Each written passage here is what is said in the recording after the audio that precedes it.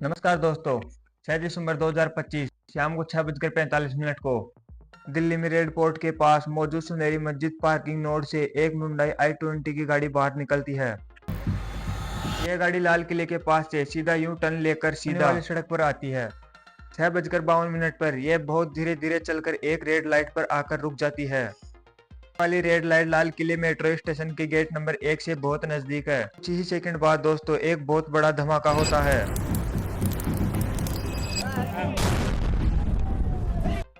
यह धमाका इतना बड़ा था जो इसके आसपास 6 गाड़ियां और 3 ऑटो रिक्शाज में आग लग जाती है। पास लगी स्ट्रेट लाइन बुझ जाती है और मेट्रो के एंट्री गेट का शीशा भी टूट जाता है। कई सारी गाड़ियां जो दूर खड़ी थी उनके तक शीशे टूट जाते हैं। जो गाड़ियां इस धमाके के पास थी उनका मलबा 150 मीटर दूर जाकर गिरता है। जिस वक्त ये ब्लास्ट हुआ उस वक्त चांस की बात है, 2 अलग अलग लोग फिल्मिंग कर रहे थे। तो हमारे पास इस ब्लास्ट के 2 अलग रियल वीडियो हैं। ये जो आपने दूसरा ये वाला।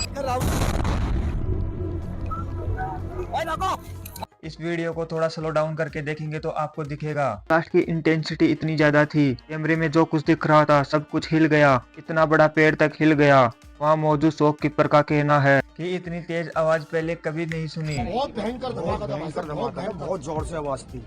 ऐसी आवाज हमने पहले नहीं सुनी। बताया जाता है कि धमाके की आवाज करीब 2.5 किलोमीटर दूर आरटीओ तक सुनाई दी। 6:55 पर दिल्ली फायर सर्विसेज पर कॉल आती है, जिसके बाद उन्होंने आग पर काबू पाने के लिए 7 फायर टेंडर को डिस्पैच कर दिया। बताया जाता है कि इस ब्लास्ट के 10 मिनट के अंदर लगभग 7 बजे के राउंड पर पुलिस वहां पर आ गई थी और 7:15 के अंदर एम्बुलेंसेज भी वहां पर आ गई थी। चौक के लोकल लोग वहां मौजूद विक्टिम्स की बहुत मदद करते हैं और एम्बुलेंस पहुंचने से पहले ही कई विक्टिम्स को तो ई रिक्शाज के द्वारा हॉस्पिटल पहले ही पहुंचा दिया गया था। धमाके में कुल मिलाकर 20 से ज्यादा लोग घायल होते हैं, जिन्हें पहले ही लोकनायक हॉस्पिटल ले जाया जाता है। घायल लोगों में से 8 लोगों की हॉस्पिटल पहुंचने से पहले ही मौत हो जाती है और अभी तक की इंफॉर्मेशन के द्वारा बताया जाता है कि कुल 13 लोगों की मौत हो चुकी है। धमाके की सूचना मिलने पर बॉम्ब डिस्पोज लेंस स्क्वाड और फोरेंसिक सीज की टीम वहां मौके पर पहुंचती है और कुछ समय बाद नेशनल इन्वेस्टिगेट एजेंसी NLA और नेशनल सिक्योरिटी गार्ड NSG भी मौके पर पहुँच जाती है। सारी एजेंसी साथ मिलकर मामले की जांच कर रही है, लेकिन अभी तक ऑफिशियली उनके या सरकार के द्वारा बताया नहीं गया कि ये धमाका कैसे हुआ और किसने किया। इस घटना में मारे गए लोगों में से सिर्फ 6 लोगों की जांच हो पाई है। इनमें से एक है उत्तर प्रदेश के रहने वाले लोकेश अग्रवाल, जो हॉस्पिटल में एडमिट अपने बेटे की सांस से मिलने दिल्ली आए थे। इसके अलावा अमरोहा में रहने वाले DTC के बस कंडक्टर अशोक कुमार अपनी ड्यूटी करके घर जा रहे थे। एक और विक्टिम पंकज सैनी जो कैब ड्राइवर थे और एक विक्टिम दिनेश मिश्रा जो चांदनी चौक में लहंगे और साड़ी बेचने की दुकान पर काम करते थे और एक दूसरे विक्टिम नोमान एक कॉस्मेटिक स्टोर में काम करते थे। और इसी तरह जुम्मन मोहम्मद ई रिक्शा चलाते थे जो अपनी फैमिली के इकलौते हरनर थे। रात को 10 बजे के आसपास होम मिनिस्टर अमित शाह घायलों से मिलने के लिए हॉस्पिटल पहुंचते हैं, जिसके बाद वो उस जगह भी जाते हैं जहां धमाका हुआ था और फिर उनके द्वारा एक बयान दिया जाता है। हम सभी एंगल को खुला रखते हुए इसकी गहन जांच अभी यहाँ सोर्सेज के हवाले इंडियन मीडिया में कई खबरें चल रही है, लेकिन आपको तो इनकी एक्टिविटी पता ही है। तो जो भी चीजें मैं आपको आगे बताने जा रहा हूँ इस चीज का ध्यान रखना, क्या पता अगले कुछ दिनों में ये खबरें गलत साबित हो सकती है। इसे अगर यहाँ पे कुछ ऐसा हुआ तो इस वीडियो के पिन कमेंट में चेक कर लेना, वहाँ मैसेज कर दूंगा। टाइम सोर्स इंडिया ने सोर्सेज के द्वारा बताया है इस Hyundai i20 गाड़ी का नंबर प्लेट था HR26CE7674। इस गाड़ी का ओनर मोहम्मद सलमान था जो हरियाणा के गुड़गांव का रहने वाला था। पुलिस ने सलमान को डिटेल किया तो पता चला सलमान ने गाड़ी दिल्ली में रहने वाले देवेंद्र को बेच दी थी। इसके बाद देवेंद्र ने यह गाड़ी अंबाला में किसी और को बेच दी थी। इसके बाद यह गाड़ी और किसी के पास गई। कुछ अखबारों के अनुसार यहाँ पुलवामा में रहने वाले तारिक का भी एंगल है। इसकी आगे बात करते हैं वीडियो में, लेकिन मैं इससे पहले कुछ बताना चाहता हूँ।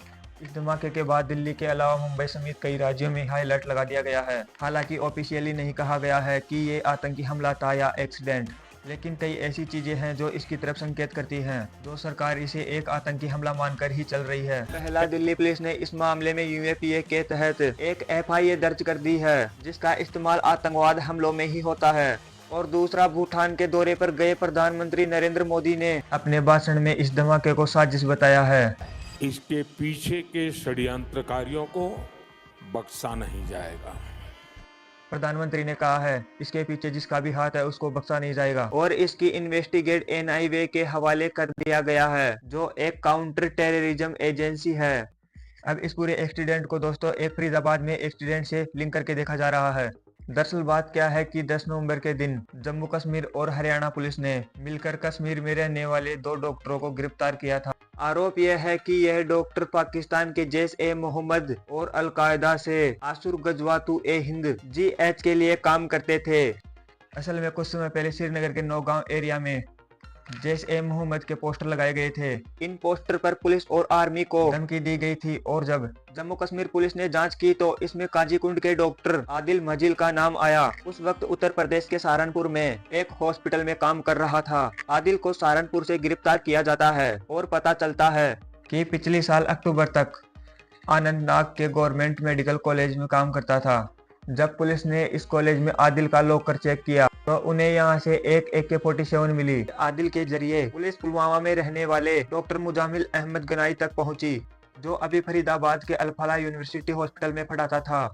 लगभग 10 दिन पहले मुजामिल को डिटेल कर लिया गया था और उसके बयान के आधार पर फरीदाबाद के गांव में छापा मारा गया था जहां उसने किराए पर एक घर ले रखा था। इस घर में दोस्तों पुलिस को 360 एक्सप्लोसिव्स मिलता है।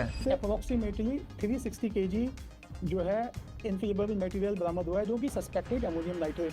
बाद में और रेस्ट की गई तो 2 एक्सप्लोसिव्स का नंबर 3000 किलो से ज्यादा बताया जा रहा है। इसमें अमोनियम नाइट्रेट होने का शक है जिससे बम बनाने के लिए इस्तेमाल किया जाता है। इसके अलावा पुलिस ने यहां से वॉकी टॉकी और 20 टाइम बैटरी रिमूवर्स, रिमोट और 5 किलो हेवी मेटल्स और बम बनाने वाले हेवी सामान को भी इकट्ठा किया। यहीं पर एक क्रीन कोर मैगजीन और 3 राइफल बरामद की गई। ये सब देखकर एक बात साफ थी कि यहाँ पर बहुत बड़ी साजिश रची जा रही थी इनकी गिरफ्तारी के बाद। लेकिन दिल्ली में रेड क्रॉस ब्लास्ट के बाद पुलिस ने यह भी कहा था कि यह ऑपरेशन अभी जारी है। तो फरीदाबाद के आतंकवाद के केस में जो अरेस्ट हुए और दिल्ली में रेड फोर्ट के पास जो ब्लास्ट हुआ, इन दोनों को एक साथ जोड़कर देखा जाता है। इंडियन एक्सप्रेस ने जम्मू कश्मीर के टॉप सोर्सेज से बताया है जो दिल्ली में ब्लास्ट हुआ वो फरीदाबाद में अरेस्ट लोगों से कनेक्ट है। हालांकि इस बात को भी ऑफिशियली कंफर्म नहीं किया गया है सरकार के द्वारा, लेकिन इंडियन एक्सप्रेस के मुताबिक इस ग्रुप में मुजामिल और आदिल के अलावा 2 डॉक्टर और शामिल थे। इनमें से एक लखनऊ की महिला डॉक्टर है जिसे गिरफ्तार किया जा चुका है, लेकिन एक डॉक्टर उमर नबी अपनी साथियों की गिरफ्तारी के बाद गायब हो गया था और इसी उमर नबी पर यह धमाका करने का शक है। तेजित लिए पुलवामा के उसी कोयल गांव का रहने वाला है जिससे मुजामिल आता है और यह भी अल-फलाह यूनिवर्सिटी में काम करता था। मुजामिल की गिरफ्तारी के बाद पुलिस इसे तलाश कर रही थी। इस उमर नबी को दिल्ली धमाके से जोड़ने वाला एक और ग्रुप एक हुंडई की i20 गाड़ी को ही बताया जा रहा है। हिंदुस्तान टाइम्स पुलिस सोर्सेज के हवाले बताया है कि धमाके में इस्तेमाल हुई ये गाड़ी आखिरी बार उमर के पास थी और धमाके से पहले उमर ही गाड़ी को चला रहा था।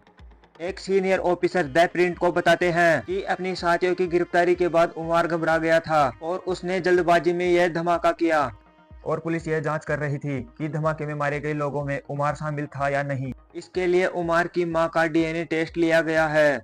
यह एक ट्रेजिक और दिल दहलाने वाली घटना है। 13 मासूम लोगों की जान चली गई, कितने परिवार उजड़ गए। ऐसी घटनाओं के बाद सबसे जरूरी चीज होती है वो यह है कि हम सब अपना धैर्य और विवेक बनाए रखें। आतंकवादियों का मकसद होता है देश में आतंकवाद फैलाना और ऐसे समय में इसलिए जरूरी होता है एक दूसरे के साथ खड़े रहना। दोस्तों ऐसी खबरें सुनने के लिए चैनल को सब्सक्राइब कीजिए और मिलते हैं नेक्स्ट वीडियो में। तब तक के लिए नमस्कार।